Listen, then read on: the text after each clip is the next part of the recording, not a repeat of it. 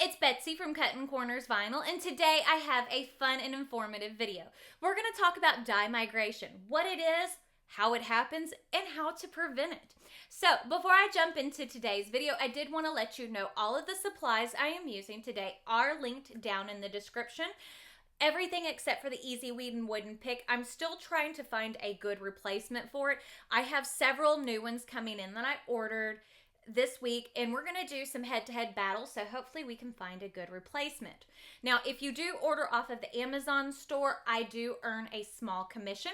And also the files that I'm using today are available on my Patreon page for my $4 or more a month subscribers. Now, this is not a ploy to get you to join, just to kind of let you know, it's always easier if everything's in one place. Now, one thing I am working on for that as a side note is a Google Drive. So that way it will be one link and you'll just be able to go in and download whichever ones you want. I still have to finish it. It is a very labor-intensive process. I've already got like 900 files set up and I've got a whole lot more to do. So, hopefully that will be done soon. So, let's talk about dye migration.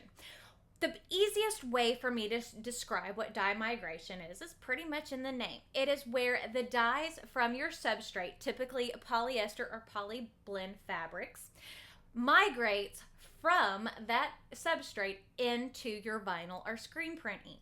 So it changes the color of it. And that can be extremely panic-inducing. And one of the reasons why I decided to go ahead and do this video is, you know, as we've went through and closed down the business, I found my box of shame. Okay, so when we first started doing screen print, what was it, 15 years ago or so? It was a long time.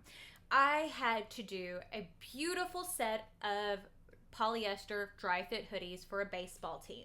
They were a beautiful dark green, and I had a beautiful, beautiful full color image on the front of it.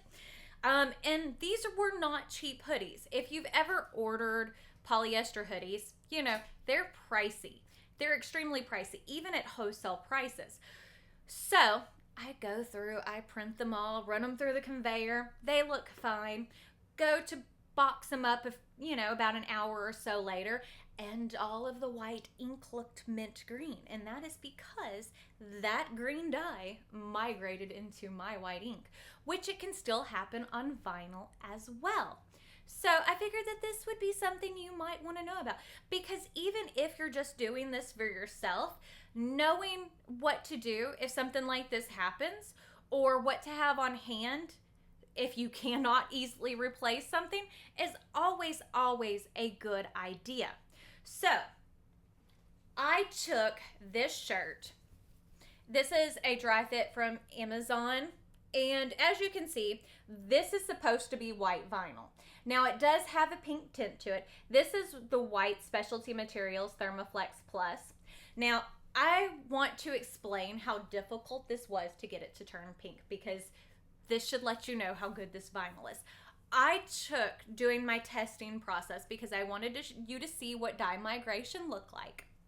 I heated this vinyl at 400 degrees for a minute and a half. Now, if you look at this closely, the vinyl looks gorgeous. It is a little more on the shiny side instead of it being that true matte finish that it normally is. But it didn't melt. It didn't melt the shirt. It didn't curl. And another good way for me to show you also is the carrier sheet. So as you can see, these are typically clear. But that dye migration, because these carrier sheets are made out of polyester too, when the dye in the shirt got hot, it transferred into that as well. And one of the ways that you can prevent it is by using a special vinyl made for sublimation or for dye migration. So I wanted to show you this. This is another one of the Amazon shirts. Now this has the Specialty Materials Subliblock Turbo on it. So this is one of those vinyls that is made specifically to stop dye migration. And one of the best ways you can see, because whenever you actually hold these up together, you can really tell how pink that looks in comparison to the white. It's so bad. But it doesn't look that bad till you put it up against something that's supposed to be bright white. So, the Subliblock Turbo, as you can see, comes in 11 colors. There's white, red, orange, athletic yellow, Columbia blue, antique silver, old gold, neon pink, neon yellow, neon orange, and neon green. And then the regular Subliblock comes in red, orange, sunflower, and Columbia blue.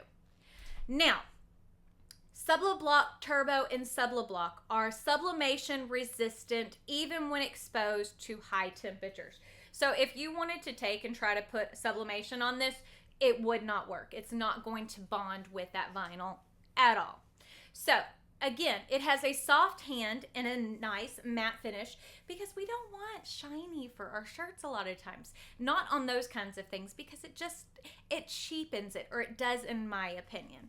Now, this also contains an additional layer that blocks dye migration. And I guess the best way for me to explain it is this is 5.2 millimeters thick.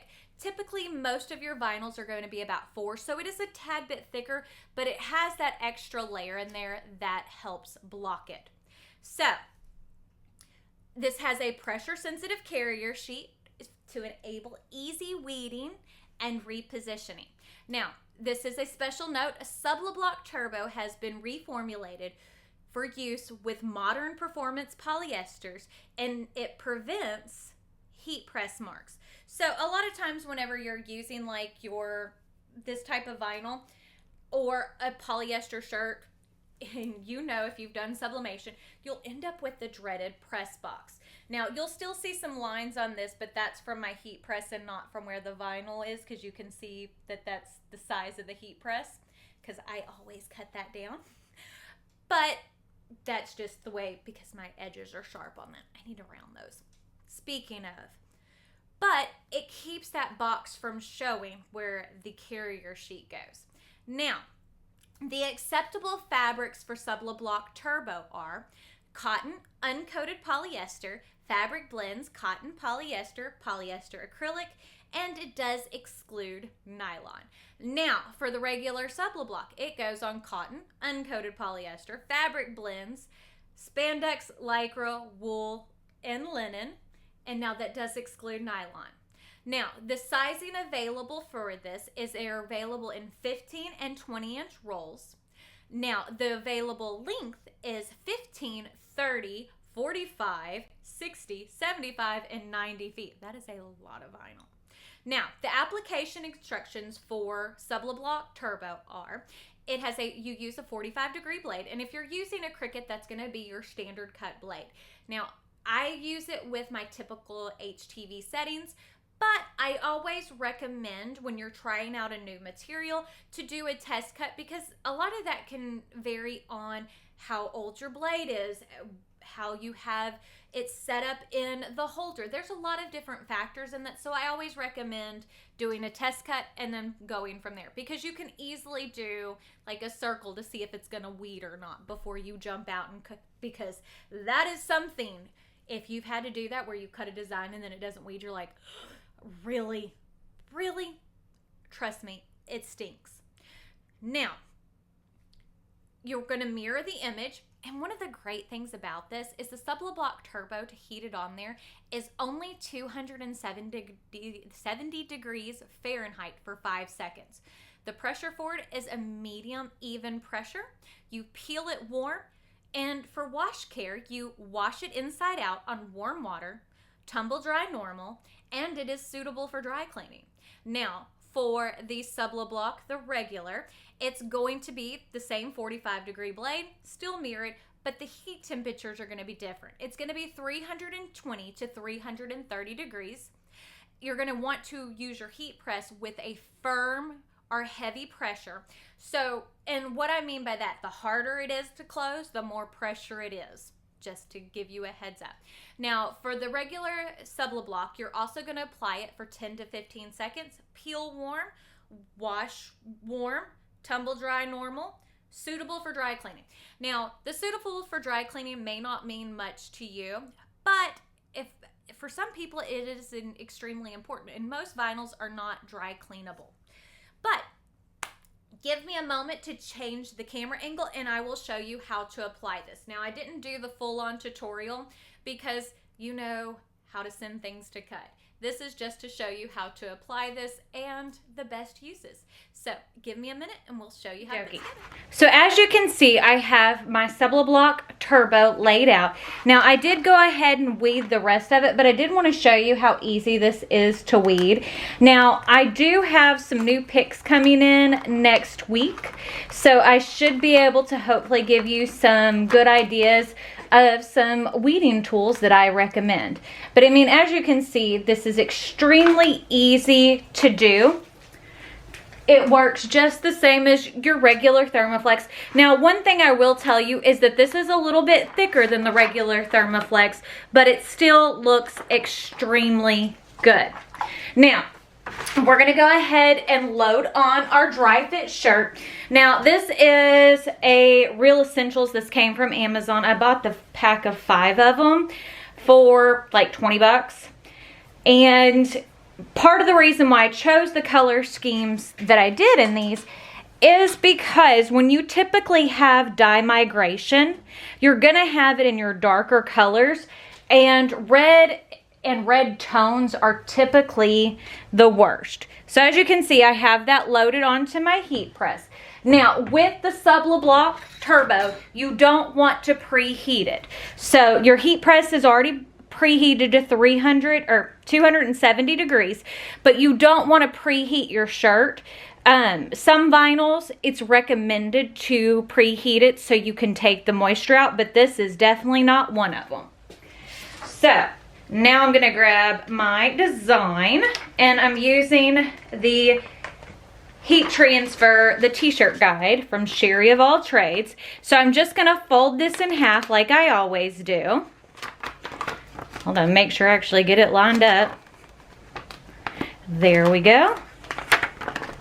So now I'm going to lay this out. Perfect. So you can see that's nice and center and straight on there. Oh, I see a piece of vinyl. There we go. Sometimes you got to check for that. Sometimes you will have the strings. Now, as I said, the heat press is preheated to 270 degrees. 270. I keep wanting to say 300 because that's what we always use. And we're going to heat this for 5 seconds. It doesn't require any other heating besides that, because part of what Thermoflex Turbo Subliblock Turbo does is it's made to adhere at a lower temperature and a lower time, because that's another way that it prevents dye migration. So as you can see, we lift that up and look how good that looks. Now it still has that same matte finish and it has that same soft hand, but I mean, it's all ready to go. So if you'll give me,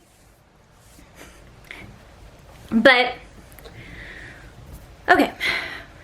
So as you can tell, it still has that same matte finish and same soft hand, but it's all ready to go to be washed, all that fun kind of stuff. So if you like this video, don't forget to give it a big thumbs up. Don't forget to hit the subscribe button right down below.